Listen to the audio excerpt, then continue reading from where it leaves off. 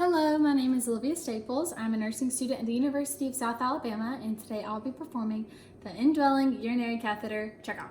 So she's going to scan the room.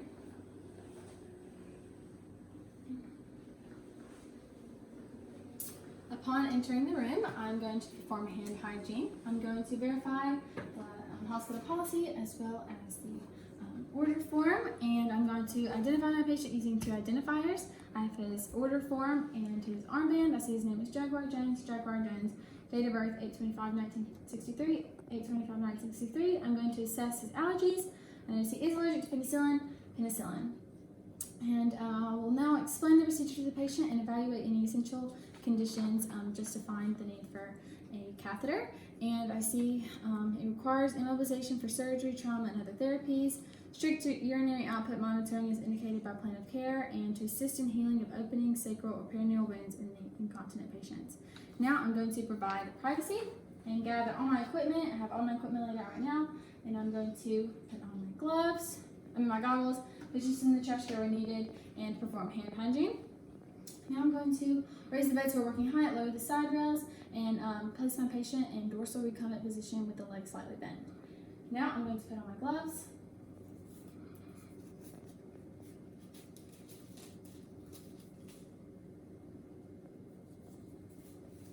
And I am going to provide perineal care with soap and water. And for a female, I would have the patient in dorsal recumbent position, and I would expose the area and clean the labia majora, and then I would expose the labia and clean the skin folds from the perineum to the rectum, and then I would also rinse and dry and then expose the labia and clean the urethral meatus as well as the vaginal orifice and rinse and dry as well and when doing that I would use a separate gauze for each section and one stroke and rinse and dry. And then for a male, I would have the patient in supine position, and I would expose the area, make sure his penis is above the towel. I will guide the shaft, expose. I would retract foreskin if he was uncircumcised, and I would clean the urethral meatus using circular motions inner to outer, and then I would use a new cloth and clean the shaft, scrotum, and any skin folds, and rinse and dry. And now I'm going to remove my gloves and get my sterile kit.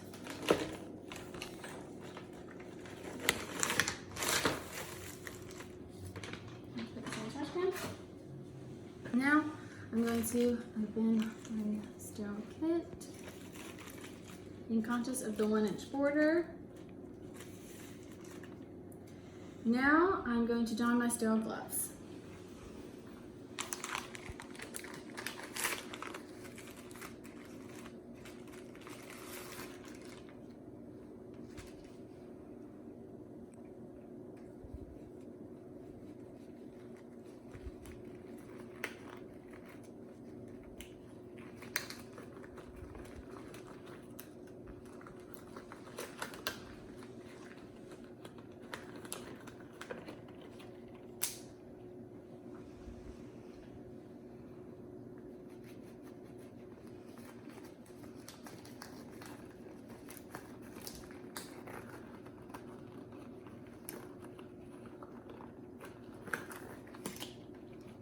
Adjust them.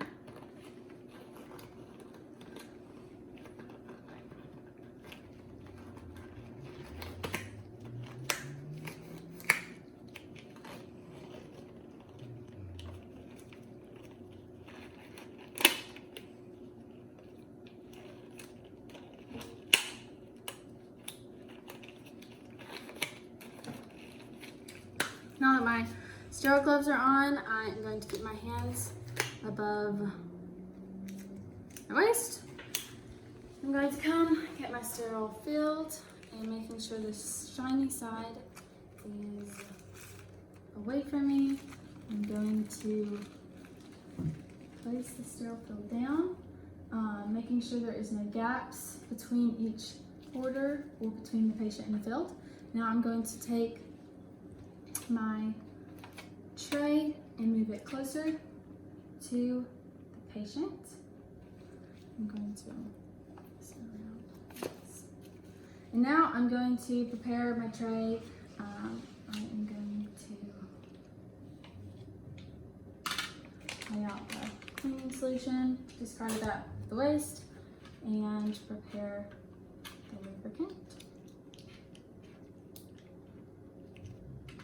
I'm going to take my syringe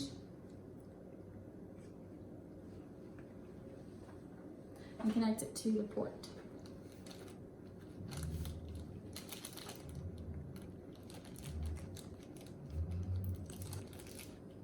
And now I'm going to remove the wrapper.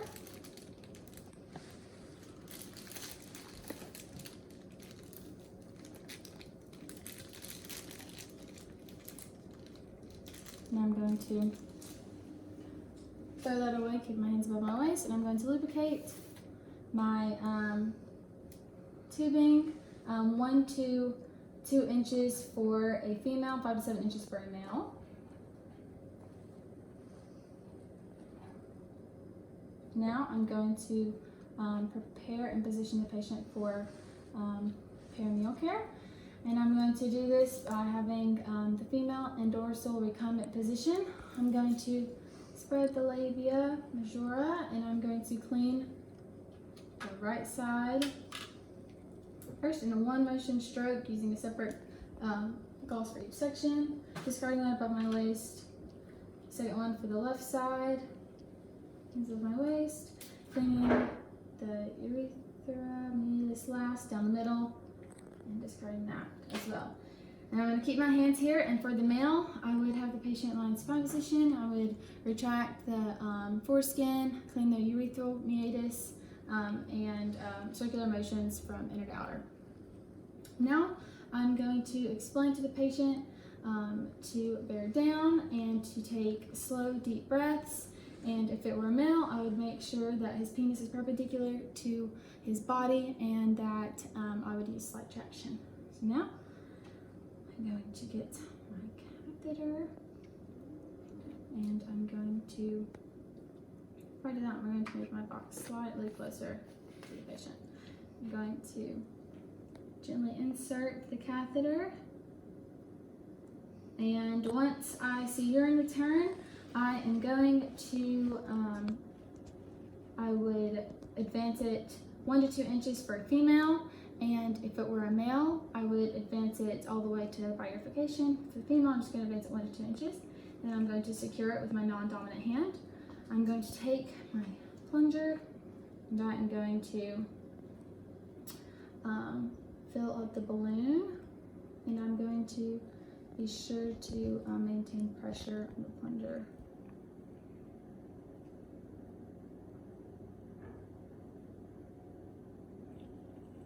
At all times. Then I'm going to remove the catheter and discard that.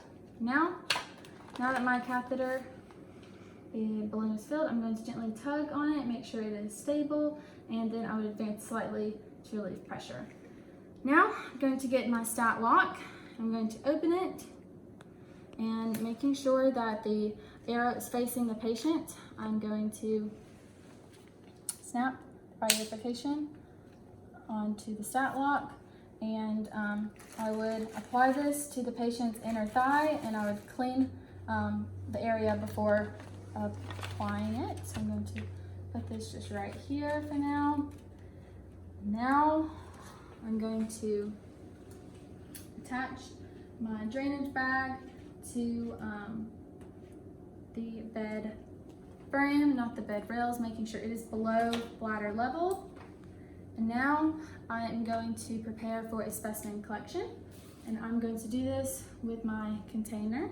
Sterile container, I'm going to make sure I uncap it, and it is face cap upwards. Now I'm going to come down here.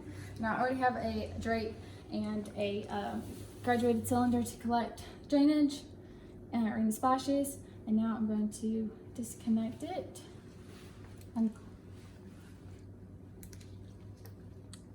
And I would open and allow it to flow into the container, making sure it does not touch the rim of the container because it is sterile.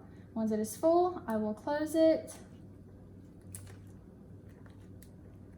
and touch it, and then I would recap my solution, label it, and send it off. And now I'm going to demonstrate for a port, and I would first begin by clamping the tubing, and I'm going to then clean the port. How can I do this? Going to clean the port with a alcohol swab, and once I did that, I would discard that, grab my plunger, and I would make sure nothing else touches that because it needs to be clean. Now I will connect the plunger and draw in the urine. And once that is full, I'm going to come and put it in the container, making sure not to touch the inside of the sterile container. And I'll discard that, and I will recap my container, label it, send it off. And now I'm going to unclamp and clip it to the patient's bed.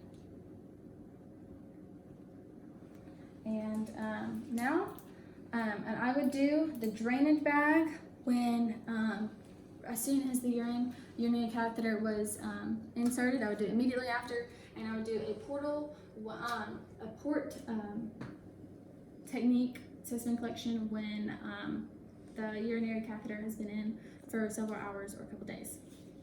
Now I'm going to get all my equipment and discard it all. I'm going to remove my gloves using glove to glove, skin to skin contact. And I will lower the bed, raise the side rails, make sure the patient's comfortable, make sure the call light is in reach, and I am going to perform hand hygiene and document. And I will be documenting the amount and the size of the catheter, as well as the color and the consistency of the urine. I'm going to document how the patient tolerated the procedure, as well as the urinary specimen. I am going to document giving peritoneal care every day with soap and water, as well as after incontinence of stool. And I will then remove the catheter when medically indicated. And now I'm going to discontinue the dwelling catheter. And I'm going to use asepsis technique, and I already have my goggles on. Now I'm going to apply my gloves.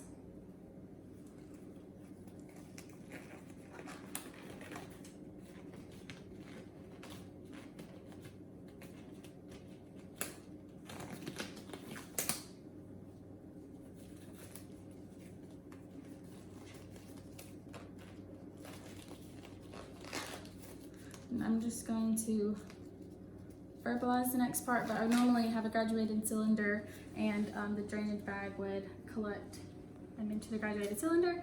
And now I'm going to remove the stat lock. So I've removed that. I'm going to get my plunger and pump it and make sure it's loose. And I'm going to retract to about 0.5 milliliters. I'm going to connect to my port and let gravity pull back the water from the balloon.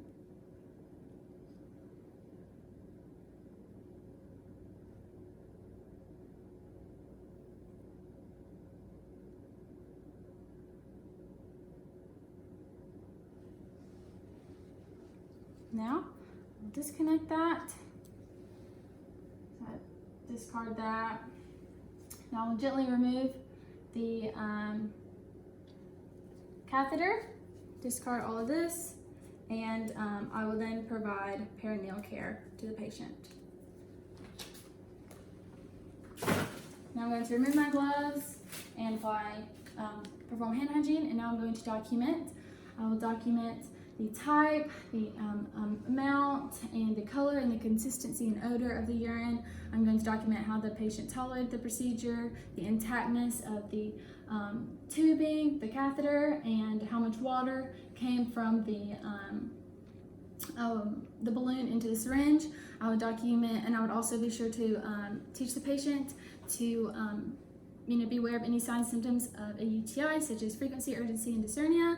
And lastly, I will assess the patient every 4 to 6 hours, and making sure they are not voiding. And if they are not voiding, I would palpate the bladder and get a bladder scan. Thank you.